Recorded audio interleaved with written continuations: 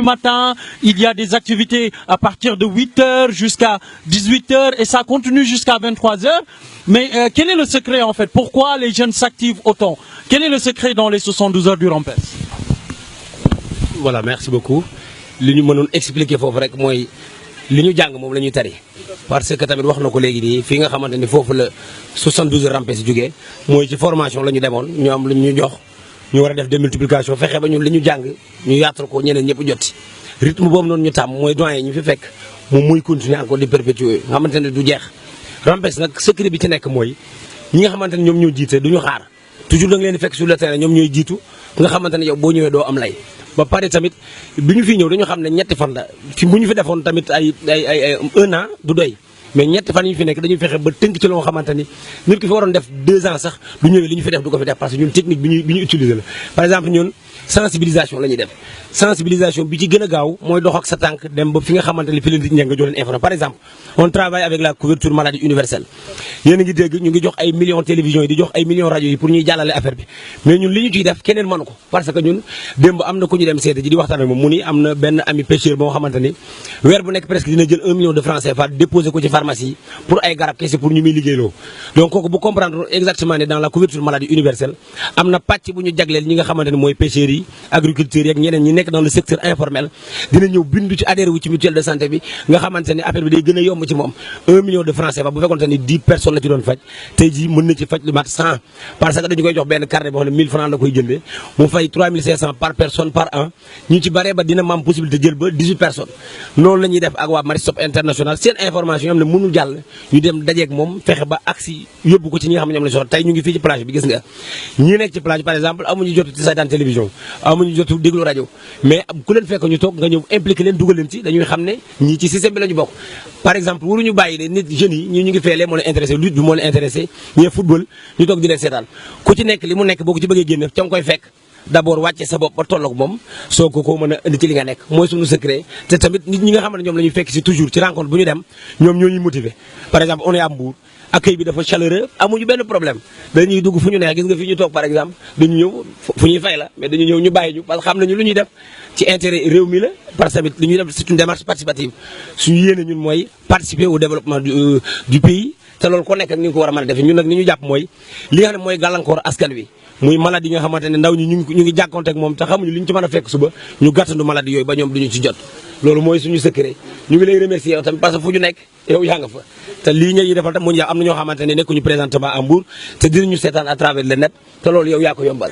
nekk nañu tamit formation RAES pare bi ñuy pratiquer ñëw nga tamit encore assister les pairs donc toujours vous avez été à proximité de nous et ñu ngi la ciy remercier infiniment. Voilà, donc vous avez compris, énormément de participation des jeunes, énormément d'activités. Dañuy dellu ci suñu jawrin mi nga xam ne il est au cœur de l'organisation. On a vu également que dafa mel ni da ngeen doon tester jeunes yi par rapport ak seen connaissance ci li nga xam ne moom mooy jëm ci santé de la reproduction mu nekk une partie intégrante ci seen programme Rampes. On a vu jeunes yi en herbe, on a vu énormément de questions yi nga xam ne da ngeen ko doon poser ñi nga xam ne dañu ñëw participer 72 heures yi. Est-ce que vous pouvez revenir sur ça ñi nga xam ne ñu ñuy seetaan ñu gën a comprendre lan moo tax. Allez, voilà, merci beaucoup Mandiaye. Donc juste pour leeral nag c'est vrai boo xoolee tey loolu innovation majeure la ci 72 heures parce que ñun bi ñu ñëwee en 2015 ñoo initié comme quoi que ne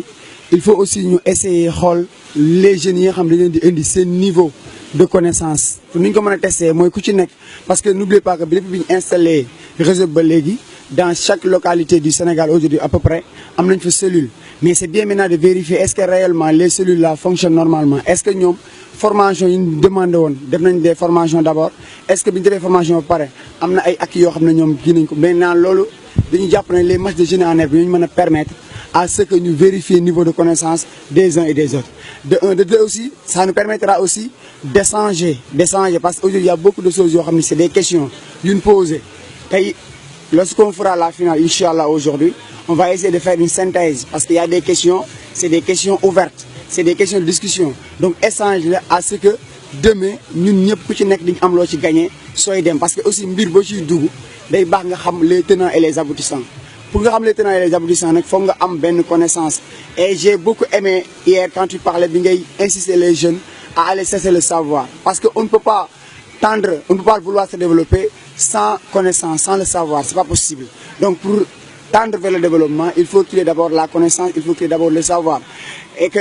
xam-xam yëpp mu am njëriñ, ñu ngi koy waxee xam-xam boo gis rek am na njëriñ. Donc ñun aussi dañ ne rek duñ jël ay paires rek regrouper indi parce que comme tu dis beaucoup pensent que affaire bi folklore la non li ci ëpp yaakaar naa éducation bi la. Donc loolu nag dinañu permettre aussi ñu xam exactement niveau jeunes yi ñuy indi. Et nous permet aussi de faire évaluation, nous savons là où on doit renforcer et là où on voit que ça va. Donc c'est pourquoi aussi depuis 2015, nous avons en